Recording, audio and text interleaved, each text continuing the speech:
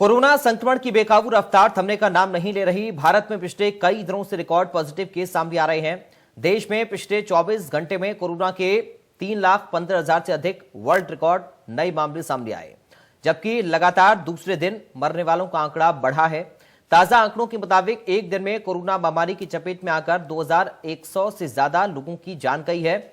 भारत में हर दिन तेजी से बढ़ते कोरोना के एक्टिव मामलों के आंकड़े डरावने हैं। भारत में लगातार बढ़ते पॉजिटिव मामलों के मुकाबले कोविड-19 मरीजों के ठीक होने की दर में गिरावट दर्ज की जा रही है। राष्ट्रीय स्तर पर ठीक होने की दर घटकर 85.01% पहुंच गई है।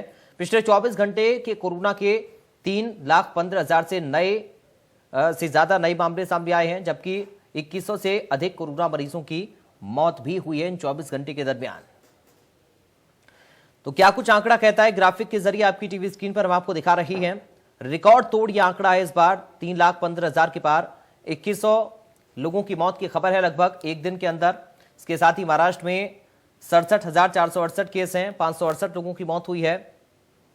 वहीं दिल्ली में 24,638 नए केस दर्ज किए गए हैं। 24 घंटे में 249 लोगों की मौत हुई है। यूपी में 30,000 के पार यह संख्या पहुंच गई है 24 घंटे की। उत्तर प्रदेश में कोरोना का कहर दिन प्रतिदिन बढ़ता जा रहा है। पिछले 24 घंटे में रिकॉर्ड 33,214 नए कोविड-19 के मामले दर्ज किए गए। 187 मौत के साथ ही प्रदेश में मरने वालों का आंकड़ा 10,346 हो गया। मौजूदा समय में प्रदेश में 2,42,665 एक्टिव केस हैं। एक बार फिर से लखनऊ में सबसे ज्यादा केस अन्य जिलों से मिले हैं। 5,902 नए केस और 21 मौतें यहां पर हुई हैं। बताया जा रहा है कि मौजूदा समय में 55,980 सक्रिय केस लखनऊ में हैं। 14,098 संक्रमित मरीज ठीक होकर घर पहुंचे हैं। तो वहीं सीएम योगी आदित्यनाथ ने प्रदेश में ऑक्सीजन सिलेंडर और कोविड संबंधित दवाओं की कालाबाजारी करने वालों पर एनएसए लगाए जाने के निर्देश दिए हैं। जानकारी तो यह भी है कि कोरोना से सबसे ज्यादा प्रभावित लखनऊ, कानपुर, प्रयागराज, वाराणसी की हालत पर वीडियो कॉन्फ्रेंसिंग के जरिए सीएम योगी आदित्यनाथ अधिकारियों के साथ समीक्षा उन्होंने की। संसाधनों की पर्याप्त व्यवस्था और मेडिकल सेवाओं को बेहतर किए जाने और मरीजों को इलाज में कोई दिक्कत ना हो, इसके लिए निर्देश दिए हैं।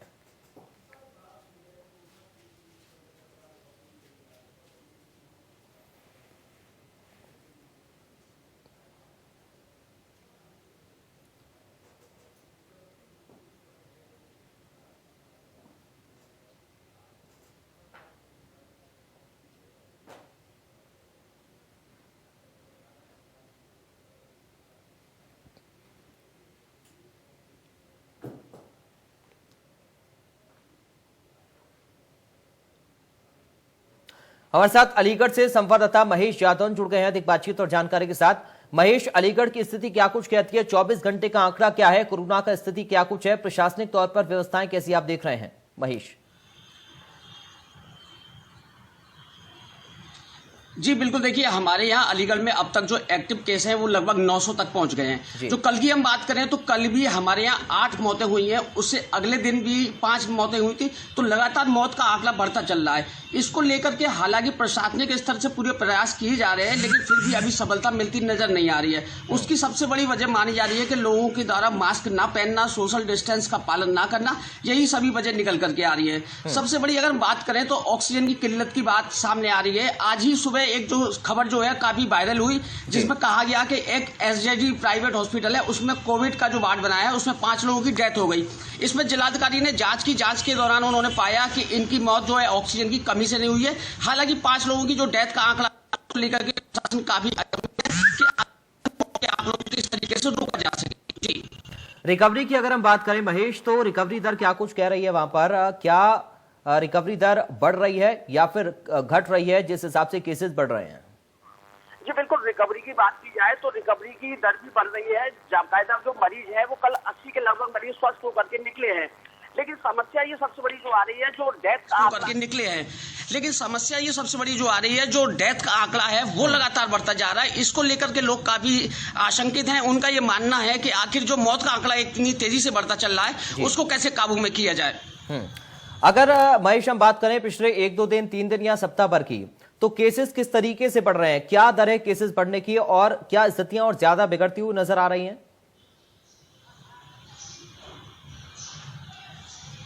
जी बिल्कुल, देखिए हम अगर बात करें तो एक सप्ताह का अगर आंकड़ा लेके चले तो सप्ताह के पहले दिन लगभग 60 के लगभग केस आए थे, लेकिन उसके बाद लगातार 115 आए, 115 के बाद 200 का आंकड़ा भी क्रॉस कर गया। तो जो लगातार प्रतिदिन 100 का आंकड़ा क्रॉस कर रहा है, ये काफी चिंताजनक है और इसको लेकर के सभी लोग परेशान हैं कि आखिर इस पर किस हालात में काबू पाया जाए। जो लॉकडाउन की बात की जाए तो लॉकडाउन वाले दिन भी 200 का आंकड़ा मिला, तो लिहाजा ये भी नहीं माना जा पा रहा है कि अगर लॉकडाउन करने की वजह से अगर इसकी जो चेन है उसमें कुछ कमी आ रही है, तो लिहाजा इसको लेकर के सभी लोग चिंतित हैं। जी व्यवस्थाएं क्या भरपूर हैं अस्पतालों में? क्योंकि अलग अलग जगह से हम देख रहे हैं लोगों को दिक्कतें काफी झेलनी पड़ रही हैं। कहीं पर बेड नहीं मिल रहा, तो कहीं ऑक्सीजन की कमी है, कहीं दवाओं की किल्लत हो रही है। तो अलीगढ़ में व्यवस्थाएं कैसी हैं स्वास्थ्य को लेकर? बनाया गया था वो फुल है, उसको लेकर के उन्होंने प्राइवेट हॉस्पिटल है उनको अधिकृत कर लिया गया है, जिसमें उनके इलाज की व्यवस्था की जा रही है। लगातार कई ऐसी जगह है जिनको इसमें स्कूलों में जो है अस्पताल खोल दिए गए हैं, तो लिहाजा प्रशासन की तरफ से इस चीज की कोई कमी नहीं है। लेकिन फिर भी सबसे बड़ी समस्या इस बात की आ रही है कि लगातार जो आंकड़ा बढ़ता जा रहा है, अगर इसी तरह आंकड़ा बढ़ता रहा तो जो वेंटिलेटर है, सबसे बड़ी समस्या वेंटिलेटर की आ रही है, क्योंकि ऑक्सीजन की कमी की सबसे ज्यादा शिकायतें मिल रही है। तो वेंटिलेटर उपलब्ध नहीं हो पाएंगे तो निश्चित रूप से एक बहुत बड़ी समस्या पैदा हो जाएगी।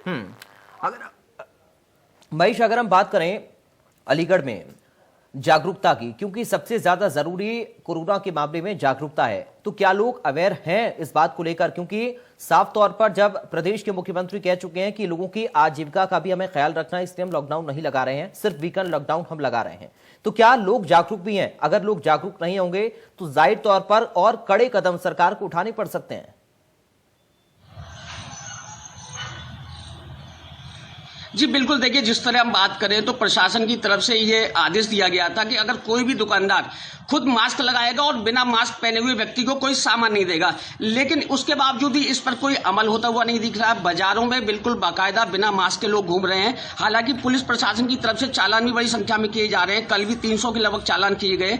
तो लिहाजा इस चीज को देख करके ये लग रहा है कि 1000 रुपये जुर्माना देने के लिए तैयार है, लेकिन मास्क पहनने के लिए तैयार नहीं है। जी हमारे साथ गोंडा से भी जुड़ गए हैं संवाददाता, हमारे साथ अभिषेक सिंह है हमारे साथ। अभिषेक, क्या कुछ स्थिति गोंडा में है कोरोना केसेस की? 24 घंटे का आंकड़ा क्या कुछ कह रहा है? जी मैं अगर बता दूं कि अगर 24 घंटे का फिलहाल आंकड़ा जो गोंडा का है वो तकरीबन 272 केसेस हैं जो कोविड पॉजिटिव के केसेस आए हैं। वो अपने आप में एक बड़ा आंकड़ा माना जा सकता है, क्योंकि पहली जो लहर थी उसमें जो मैक्सिमम पीक गया था वो 90 के आसपास गया था, लेकिन इस बार कोई भी आंकड़ा वो 100 और 200 के आंकड़े को ऊपर के ही जा रहा है। यहाँ तक कि 300 को भी आंकड़ा पार कर चुका है गोंडा में एक हफ्ते में। तो ऐसे में जो कुल एक्टिव केसेस हैं लगभग वो यहाँ पर 5000 के जो है अभी 1725 एक्टिव केसेस, लगभग 2000 केसेस जो है एक्टिव केसेस आसपास हैं। और जो कुल मरीज ठीक हो चुके हैं वो लगभग 5600 मरीज अब तक कोरोना से ठीक भी हो चुके हैं। तो ऐसे में पैनिक की कंडीशन बस यही हो रही है कि अस्पतालों में जो है ऑक्सीजन की कमी को लेकर के जो एक अफवाह भी कही जा सकती है और कहीं ना कहीं उसमें कोई लापरवाही भी होती है, उसको लेकर के लोगों में कहीं ज्यादा डर भय है। क्योंकि कोई भी इस वक्त कोरोना पॉजिटिव अगर हो रहा है तो उसे सबसे पहली चीजें उसको दिमाग में यही आ रही है संक्रमण के बाद कि उसे ऑक्सीजन की जरूरत पड़नी है। और क्योंकि अस्पतालों में हर एक प्रत्येक व्यक्ति या हर एक कोविड व्यक्ति को ऑक्सीजन सप्लाई नहीं हो सकती है, ऐसे में लोग कहीं ना कहीं इसको लेकर के ज्यादा पैनिक नजर आ रहे हैं कि उनके मन में कोरोना का डर कुछ इस तरह से समाता हुआ दिखाई दे रहा है कि उनके सीधे दिमाग में ऑक्सीजन का फ्लेम जल जा रहा है। ये कहीं ना कहीं लोगों के मन में, और सरकार को इस प्रति एक चिंता जतानी चाहिए कि ये भय लोगों से कैसे किया जाए, क्योंकि बहुत से ऐसे लोग हैं जिनका इलाज आइसोलेट घर पर ही हो रहा है और वो अपने आप को बेहतर ढंग से अपना भी उपचार कर पा रहे हैं। और कहीं न कहीं अस्पतालों में जाकर के दूसरे जो मरीज हैं, आम मरीज हैं,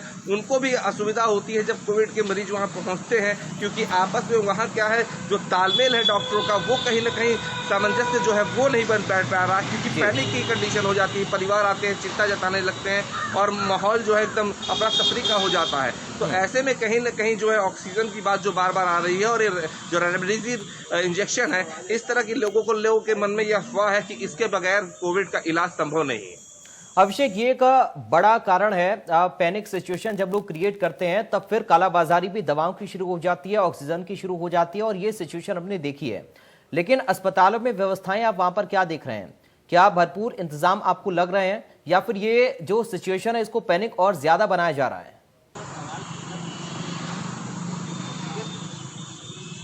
जी, अगर पैनिक की बात की जाए तो सिचुएशन कहीं ना कहीं मार्केट से जो है ये पैनिक कंडीशन बन रही है। मार्केट में ऐसी बातें अफवाहें ज़्यादा जोर पकड़ रही होती हैं कि दवाइयाँ उपलब्ध नहीं है, ऑक्सीजन उपलब्ध नहीं है, अस्पतालों में सुविधाएं नहीं है।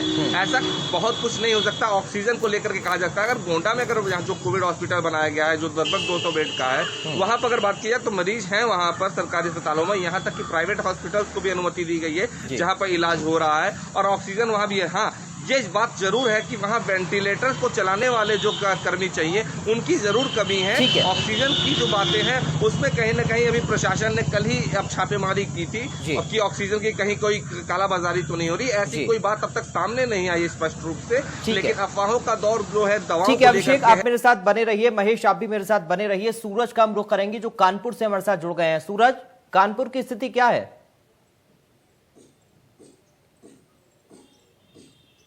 बिल्कुल पराग, देखिए आपको बता दें, जिस तरीके से लॉकडाउन लगाया गया था, कहा यह गया था कि कोविड के जो केसेस होंगे उनमें कमी आएगी, लेकिन जिस तरीके से लगातार कानपुर में केसेस बढ़ रहे हैं उस पर एक भयावह स्थिति बनी हुई है। वहीं पर अगर कोविड के मरीजों के इलाज की बात की जाए तो इलाज लगातार किया जा रहा है, लेकिन जो बद इंतजामी कानपुर में देखने को मिली है वो लगातार जो दवाइयों की कालाबाजारी है या ऑक्सीजन सिलेंडरों की कालाबाजारी है वो लगातार की जा रही है। हालांकि जिला प्रशासन इस बात पे कह जरूर रहा है कि किसी प्रकार की लापरवाही नहीं बरती जाएगी, लेकिन जो जिस तरीके से ऑक्सीजन की कालाबाजारी और दवाइयों की कालाबाजारी का खेल कानपुर में चल रहा है वो अपने आप में एक बड़ा सवाल खड़ा करता है, क्योंकि जहां आम आदमियों को सिलेंडर ऑक्सीजन सिलेंडर लेने के लिए घंटों लाइन पे लगना पड़ता है, वहीं पर जो सिंडिकेट कालाबाजारी का कानपुर में काम कर रहा है उनको भारी तादाद में सिलेंडर मिल जा रहे हैं। तो ये कैसे मिल जा रहे हैं? क्या जिला प्रशासन की लापरवाही है? हालांकि जिला प्रशासन कह जरूर रहा है कि सबको सही समय पे इलाज दिया जा रहा है, सब ऑक्सीजन की पूरी यहाँ पर जो कमी थी उसको पूरी कर दी गई है, लेकिन कहीं ना कहीं ये जरूर कहा जा सकता है कि ऑक्सीजन की जो कमी है, जो प्राइवेट अस्पताल कोविड अस्पताल बनाए गए उनमें कहीं ना कहीं ऑक्सीजन की कमी है। लेकिन सूरज, मुख्यमंत्री ने तो साफ तौर पर अधिकारियों को निर्देशित किया है कि कालाबाजारी पर अंकुश लगे और राजुका लगाने की, गैंगस्टर लगाने की कार्रवाई भी की जाए ऐसे लोगों पर। तो क्या अब भी इस तरीके के लोग सक्रिय हैं, इस तरीके के गिरोह सक्रिय हैं? बिल्कुल पराग, आपको बता दें, देखिए बीती रात की बात है जहां पर अफीमगोटी चौराहे पर पुलिस ने छापेमारी कर करके 50 से ज्यादा भरे सिलेंडरों को बरामद किया। हालांकि एक अभियुक्त को भी गिरफ्तार किया, लेकिन ये कहा जा सकता है जिस तरीके से इन सब चीजों की डिमांड बढ़ रही है, ऑक्सीजन की डिमांड बढ़ रही है, दवाइयों की डिमांड बढ़ रही है, वहीं पर ये जो कालाबाजारी करने वाले हैं वो भी लगातार सक्रिय हो गए। तो ऐसे में चाहिए कि जिला प्रशासन को भी सख्त होना चाहिए, क्योंकि पुलिस प्रशासन लगातार सख्त है, जो अन्य अधिकारी हैं वो कहीं ना कहीं सड़कों से गायब होते दिखाई दे रहे हैं। क्योंकि अगर कानपुर के सीएमओ को फोन किया जाए या अन्य अधिकारियों को इस बात की जानकारी के लिए फोन किया जाए कि किस तरीके से कोविड के मरीजों को इलाज मिलेगा, घंटों फोन करते रहने के बावजूद भी उनका फोन नहीं उठता है। हालांकि मुख्यमंत्री लगातार ये बात को कह रहे हैं कि अधिकारी लगातार सचेत रहें, जो मरीज हैं, जो तीमारदार हैं, उनकी लगातार मदद करें, जिस वजह से लगातार आंकड़े भी कानपुर में बढ़ रहे हैं, मौतों की संख्या लगातार बढ़ रही है। आपको बता दें 24 घंटे में 14 मौतें हो चुकी है, माफ कीजिएगा, और वहीं पर एक दिन इससे पहले की अगर बात करें तो 21 मौतों का आंकड़ा 24 घंटों में निकल करके आया था। जी पराग, ठीक है, आप मेरे साथ बने रहिए। सूरज, अभिषेक आप भी बने रहिए। अलीगढ़ से एक बार फिर से अपने संवाददाता महेश यादव का हम लोग करेंगे। महेश, अलीगढ़ के सीएमओ क्या कुछ कह रहे हैं व्यवस्थाओं को लेकर? क्या आगे आने वाले समय में इस तरह की दिक्कतें लोगों को तो नहीं होंगी? क्योंकि अलग अलग जगह से जहां से भी हम तस्वीरें देख रहे हैं वहां पर कालाबाजारी करने वाले लोग सक्रिय हैं। ऑक्सीजन लोगों को महंगे दामों में बेची जा रही है, इसके साथ ही दवाओं की कालाबाजारी हो रही है। हम सुशील का रुख करेंगे गोरखपुर से। सुशील हमारे साथ जुड़ गए हैं। सुशील, गोरखपुर की स्थिति क्या कुछ कह रही है इस वक्त कोविड की?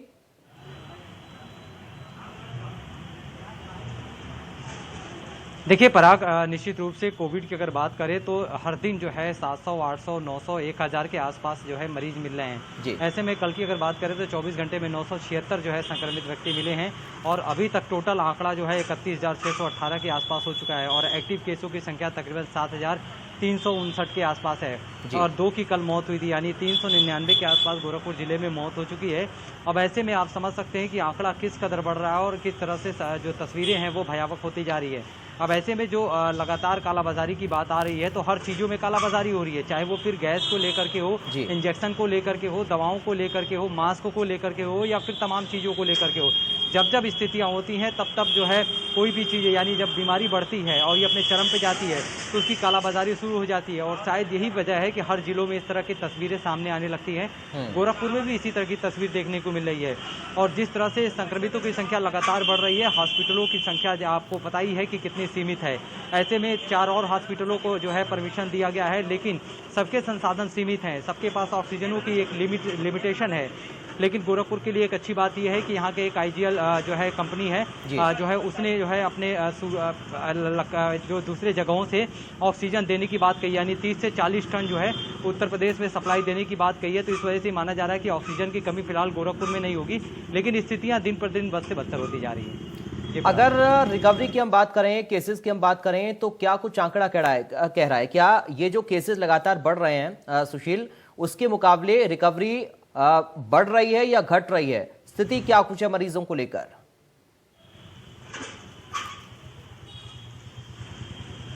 देखिए, निश्चित रूप से पराग सही सवाल किया आपने, क्योंकि सबसे बड़ा मायने रखता है संक्रमित होना नहीं, बल्कि संक्रमित होने के बाद लोग कितनी ज्यादा संख्या में ठीक हो रहे हैं, ये सबसे ज्यादा मायने है। क्योंकि हॉस्पिटल की स्थिति क्या है और तमाम जगहों की स्थिति क्या है, उसको लेकर के लोगों में काफी डर है। और यही वजह है तमाम ऐसे लोग हैं जो टेस्ट कराने के बाद जब पॉजिटिव आ जा रहे हैं तो भी अपने घर में अपने आप को आइसोलेट कर ले रहे हैं, यानी वो हॉस्पिटल जाने से कतरा रहे हैं। क्योंकि हॉस्पिटल में जो स्थिति है वो डर की वजह से नहीं जाना चाहते हैं। और शायद घर में हॉस्पिटल की वजह से जाने से पहले हॉस्पिटल, घर की अगर बात करें तो घर में ज्यादा व्यक्ति ठीक हो रहे हैं। अपने घर में रह करके अपने आप को आइसोलेट कर देना, तमाम जो है प्रिकॉशन लेना, दवाओं का सेवन करना और तमाम समय समय पर डॉक्टरों से परमिशन लेना, ये जो है डॉक्टरों के साथ जो है कंसल्ट करके उनके राय को लेना, तो ये जो अपने आप में सबसे बड़ी चीज़ है। इसकी वजह से रिकवरी रेट जो है अच्छी जा रही है और लोग ज़्यादा जल्दी ठीक हो रहे हैं। यानी 1 हफ्ते 2 हफ्ते में लोग जल्दी अपने घर के पास ही ठीक हो जा रहे हैं। अगर दिक्कत जब हो रही है, यानी सांस लेने को दिक्कत, जिसको परेशानी हो रही है, जिसका ऑक्सीजन लेवल कम हो रहा है, वो हॉस्पिटल जा रहा है और उसी के साथ जो है क्रिटिकल समस्याएं सामने आ रही हैं। तो ऐसे में कह सकते हैं कि हॉस्पिटल की अपेक्षा घर में लोग ज्यादा जल्दी ठीक हो रहे हैं। और हॉस्पिटल में भी अगर बात करें तो रिकवरी रेट फिलहाल पिछली बार की अपेक्षा इस बार थोड़ी अच्छी है। सुशील, एक बड़ी बात यह भी है कि अगर हम ऐसे मरीजों के लिए बेड छोड़ दें जो ज्यादा ही गंभीर हैं तो ज्यादा बेहतर होगा, क्योंकि अगर कोई थोड़ी सी भी दिक्कत में अस्पताल में जाता है तो और ज्यादा पैनिक सिचुएशन बनती है, क्योंकि बेडों की संख्या बढ़ जाती है और उसके बाद जो गंभीर मरीज हैं उनको बेड नहीं मिल पाते, उनको और सुविधाएं नहीं मिल पाती हैं। तो एक बड़ा संदेश लोगों को भी जाना चाहिए कि अगर आप घर में रहकर अपना इलाज खुद से कर सकते हैं डॉक्टर्स की सलाह पर, तो आप वो करें, ज्यादा बेहतर होगा। क्या इसको लेकर लोगों में जागरूकता है, इसको लेकर लोग अवेयर हैं?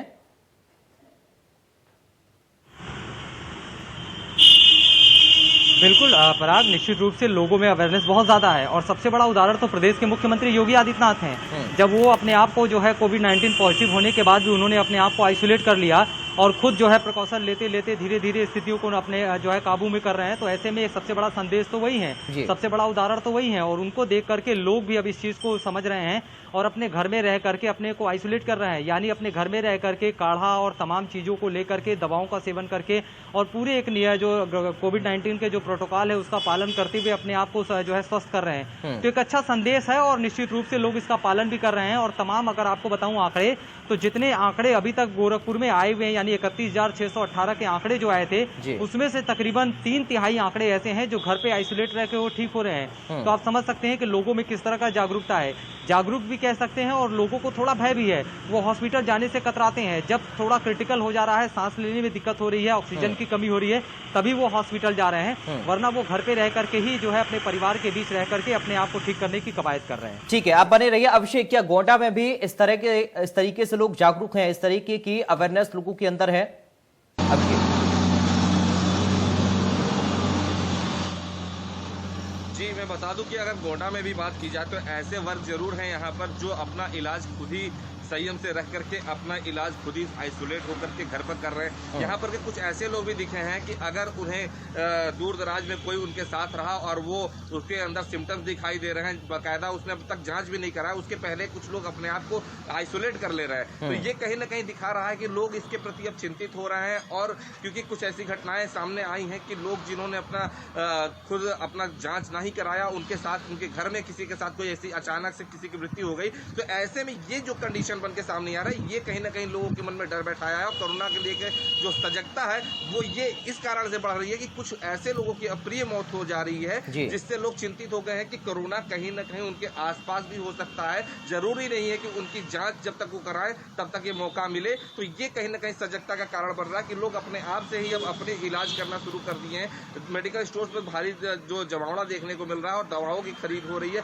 यहाँ तक कि जो मर्चेंट की दुकान है वहाँ पर अगर बात की जाए तो सबसे ज्यादा लोग जो खरीदारी करते हैं वो काढ़ा और इस तरह की जो सारी चीजें हैं, बड़ी इलायची और सारी चीजें मर्चेंट की दुकान पे इस तरह की चीज खरीदारी हुई। तो कहीं ना कहीं जो काल था कि कोरोना काल जो पहली दौर में जो लहर थी, उसके बाद जो दूसरी लहर है, इसको कहीं ना कहीं लोग जो है खतरनाक मानते हुए अपनी जो जान की रक्षा और अपने परिवार की जो स्वयं से रक्षा करने की है उसके प्रति सजग होते दिखाई दे रहे हैं। लेकिन बड़ी बात ये भी है कि ऐसे बहुत से लोग हैं हमारे आसपास जो जिनको लाख कहा जाए कि उनको मास्क लगाना बहुत जरूरी है, सोशल डिस्टेंसिंग करना जरूरी है। ऐसे लोग अभी भी हैं जो कोरोना माफिया बनकर के सड़कों पर दिखते हुए बाज नहीं आ रहे हैं। ऐसे लोगों पर कार्रवाई भी होनी चाहिए अगर लोग नहीं मान रहे हैं अपील के बाद भी। बहुत शुक्रिया आपका अभिषेक तमाम जानकारी के लिए। सुशील आपका बहुत शुक्रिया जानकारी के लिए। सूरज आपका बहुत शुक्रिया जानकारी के लिए। साथ ही अलीगढ़ से हमारे साथ महेश यादव जुड़े। महेश आपका भी बहुत शुक्रिया तमाम जानकारी और इस बातचीत के लिए। तो सबसे ज्यादा जरूरी है कि आप जागरूक रहें। फिलहाल के लिए दीजिए इजाजत, बने रहिए।